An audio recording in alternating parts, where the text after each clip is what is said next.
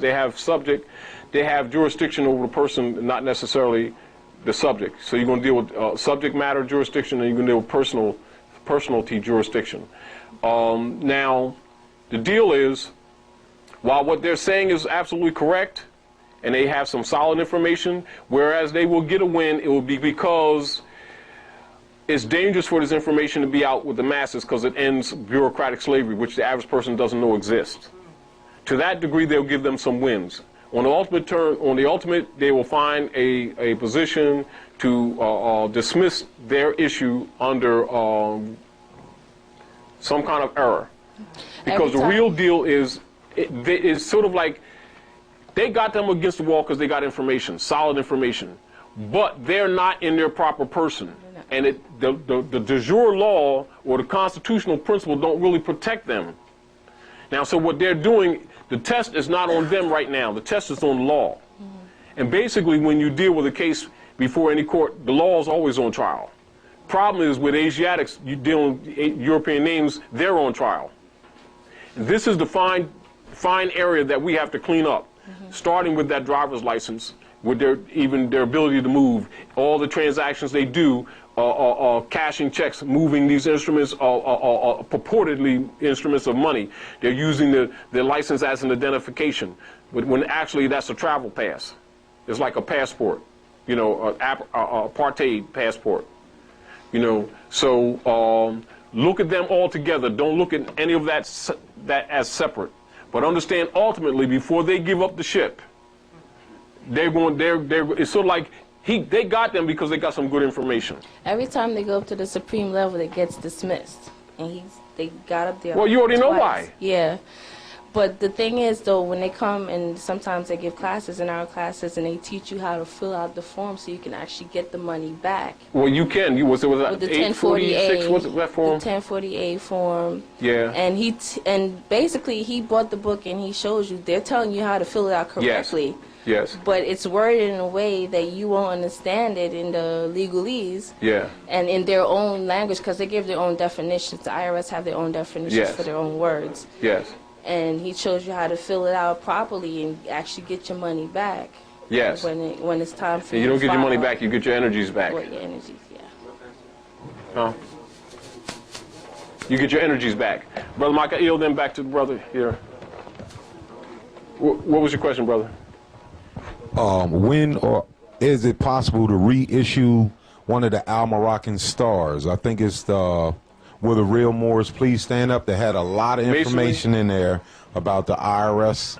Was that the one? I know one of the Al Moroccan stars. Oh, confused about taxes. Yeah. The publisher is going to take that article by itself and book it. Okay. And that's edited for the paper. Right. But what I'm going to do is go back into my notes, because I got Macintosh and I got IBM and Dell. So I have to go back on Macintosh on old notes, and I'm going to span on that, and that's going to be booked. As a matter of fact, one of the things that we were going to do was book that even for today. Right. It's just that time, me working, she working, my sister had a problem with the bathroom, and we were banging up to the hours and still didn't get it. But that's not something that we forgot. We're going to deal with that, and we're also going to deal with some protocols, because that's extract from protocols of liberties. And we're going to deal with some fundamental bill of particulars and writs in the nature of discovery, etc., and start giving some suggestive dispensations of documents, etc.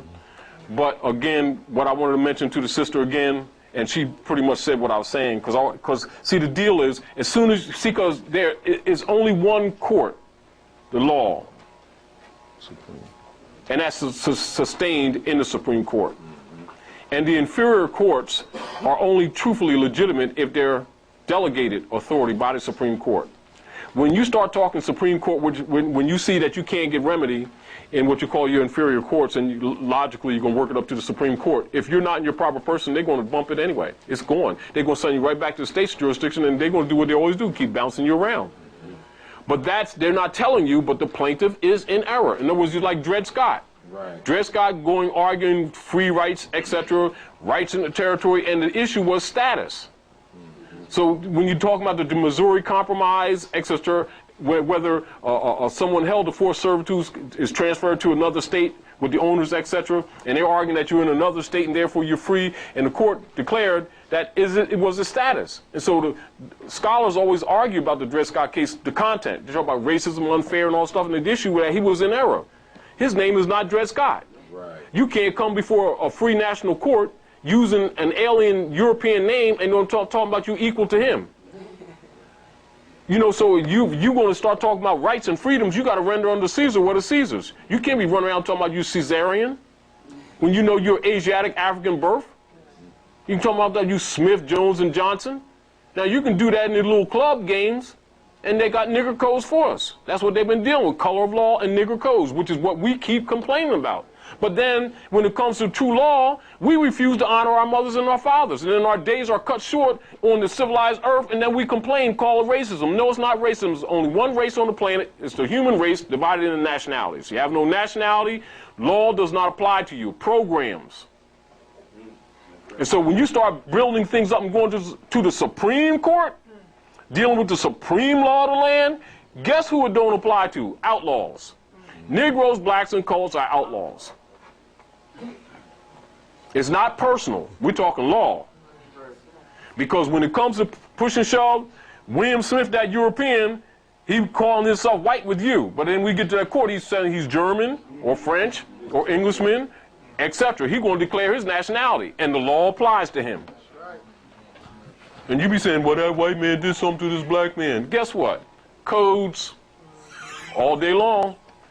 And so we need to be cognizant of this so that we don't take things emotionally and we get really on the stick and understand that we're destroyed not for lack of prayer, not for lack of belief, for a lack of knowledge. And so the people don't know their mothers and fathers, so they don't honor their mothers and fathers. But what they don't know, that's a legal status that goes with that. It's not left to your opinion. It's not left to emotionalism. It's really a legal status. Negro and black is a legal status. It's not just a misnomer put in history. That distinguishes what you would call natural sovereign people that actually have sovereign from a nation, because anyone who's not of a nation is not considered when nations come together to consider law, and laws come from nations. And if you're not part of a nation, or you don't recognize your mother, that's where your nativity comes from. So if you're walking around with no belly button, do you understand what I'm saying? Then the state claims you with a certificate, and you got his name too. You're in a position of no judicio standi, which is logical. It's fair. It's not unfair. What is unfair is that we didn't know better. What's unethical is that nobody told us. What's unethical is somebody told you was this complexion, when it's actually your status. And so once you understand it's your status, you change your attitude and get knowledge. And change your political status and do it for the record. That's really what nationalization is. The process of nationalization. That's what that actually is.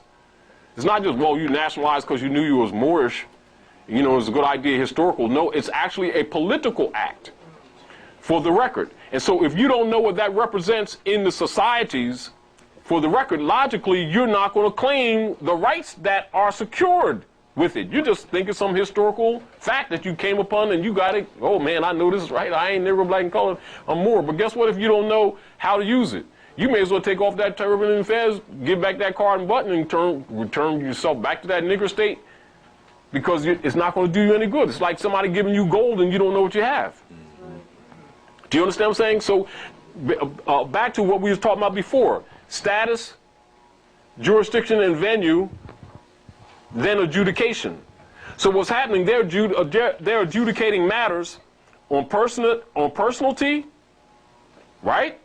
Personal property, and pecuniary compensations is personal property. You understand? Then as a natural person having a right to own property, of course Negroes, blacks, and coloreds don't own property. Do you understand? They themselves are wards of the state. So anything that comes under an issuance of a ward of the state automatically goes to the state, whether it's inheritance or anything else. Land, it doesn't matter. Even the vehicles they ride around in. If it's registered to the state, it belongs to the state first. You see what I'm saying? You issue something from your womb and you give a certificate from the state. Instead of putting it in your Quran or your Bible, it belongs to them first. It don't belong to you. They can kick your door down 11,000 o'clock in the morning and take their babies out. And you be arguing about racism and everything, and the real deal is you made that contract, sold, you made a pact with them. and sold your baby to them, signed it over. But they didn't tell you that was a contract. That's the problem. So what we need to do is stop dealing with emotions and get to understand civilization principles. These are principles of civilization. And we must stop violating those laws and come back into the constitutional fold of government.